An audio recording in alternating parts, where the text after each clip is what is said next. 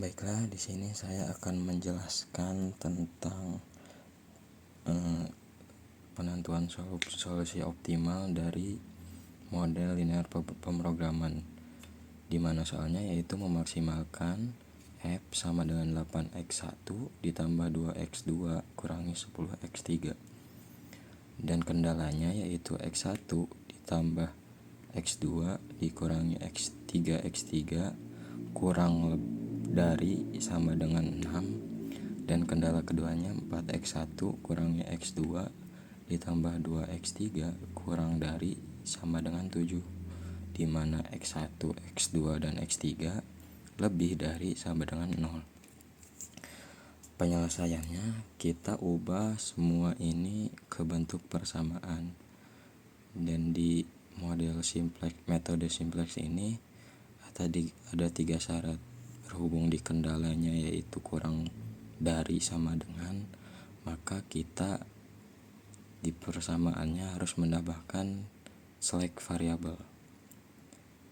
Bentuknya menjadi seperti ini: F sama dengan 8x1 tambah 2x2 kurangi 10x3, kendalanya x1 tambah x2 kurangi 3x3 tambah s1 sama dengan 6, kendala kedua menjadi F4x1 kurangi x2 tambah 2x3 tambah s2 sama dengan 7, di mana x1, x2, x3, dan s1 dan s2 sama dengan 0. Setelah dibuatkan persamaan, kita buatkan tabelnya, tabel simplex awal, di mana semua bilangan F kita menjadikan negatif, yaitu seperti ini 8, positif 8 kita jadi negatif, 2 menjadi negatif 10 juga jadi positif karena dikali negatif. Setelah kita buatkan tabelnya, kita cari di mana entering variabelnya. Cara penentuan entering variabel, kita cari bilangan F non negatif paling besar. Kita lihat di tabel kan negatif paling besarnya kita berada di negatif 8 di tabel X1, berarti ini entering variabelnya ke bawah, itu dinamakan entering variabel. Lalu setelah dapat entering variabel, kita cari leaving variabelnya juga dengan cara kita lihat rasio non negatif paling kecil, yaitu kita dapat di sini 7/4. Leaving variabelnya menjadi di S2 ke sini, itu disebut leaving variabel. Setelah dapat entering dan leaving, kita cari unsur kuncinya. Apa itu unsur kunci? Unsur kunci itu yang dimana kolom yang bertabrakan antara entering dan leaving. Kita dapat unsur kuncinya 4. Setelah kita dapat semua itu, kita hitung operasi baris dasar, cari si 4 ini gimana caranya untuk menjadi 1, yang ini jadi 0 dan atasnya juga menjadi 0. Sini kita dapat operasi baris dasarnya, yaitu di mana S2 aksen ini nanti disebut S2 aksen 1/4 dikali S2 nya ini dikali S2 ini. Kita lihat nanti sama dengan 1 apa tidak. Kita langsung perhitungannya di bawah. Di sini operasi dasar baris dasar tadi kita 1/4 dikali 4 ini sama dengan 1, berarti kita dapat ini 1. Tadi kan harus 1 0 0. Di sini S1 nya kita rumusnya di S1 kurangi S2 aksen menjadi 1 kurangi 1 sama dengan 0. F nya juga, F aksennya sama rumusnya dapat F tambah 8 S2 aksen menjadi minus 8 tambah 8 dikali 1 ini, S2 aksennya 1 sama dengan 0. Dapat kita semua 1 0 0. Begitupun tabel seterusnya. Kita masukkan semua perhitungan baris operasi dasar tadi.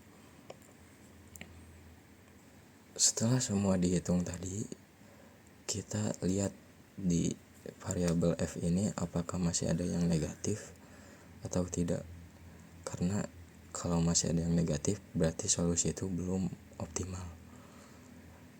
Dimana untuk mencapai optimal itu si F ini dia harus positif semua, tidak ada negatif. Kita lihat di sini masih ada negatif di bagian ini.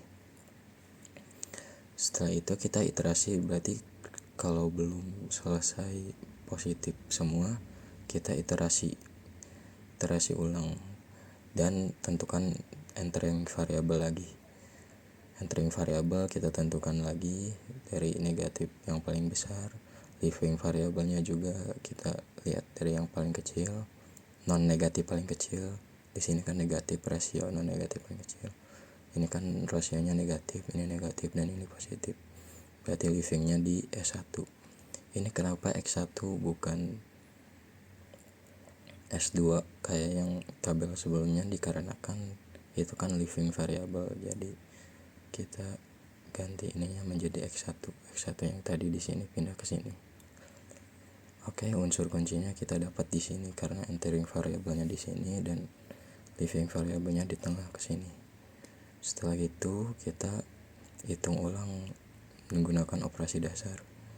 Operasi dasarnya sama seperti tadi, si unsur kunci ini harus 1, bawahnya 0, dan sisanya 0. Kita dapat operasi dasarnya 4/5 dikali S1 kali ini. Kita lihat tabel di sini 4/5 kali di sini kita X2 kan. 4/5 kali 5/4 sama dengan 1. Sesuai 1. Bawahnya kita hitung menggunakan rumus ini, dapat X1 aksennya X1 kurangi S1 aksen. X1 aksennya sama dengan 1 ini dikali negatif 1/4 sama dengan 0, dapat juga 0, dan atasnya juga sama, dan menggunakan operasi dasar ini. Setelah menghitung 1, 0, 0, sisanya kita hitung kembali menggunakan operasi dasar yang sama dengan ini. Didapat semuanya segini. Terus kita buatkan tabel ulang. Kita lihat tabel ulangnya 0, 0, 14/5, 16/5, 6/5, 138/5. Nah, di sini sudah non negatif, sudah positif semua. Maka di sini sudah bisa dikatakan optimal karena koefisien pada F sudah semuanya non negatif. Maka solusi optimalnya X1-nya sama dengan 13/5, X2 sama dengan 17/5, X3-nya sama dengan 0, S1 sama dengan 0, S2 sama dengan 0, dan F sama dengan 138/5. Sekian penjelasan dari saya.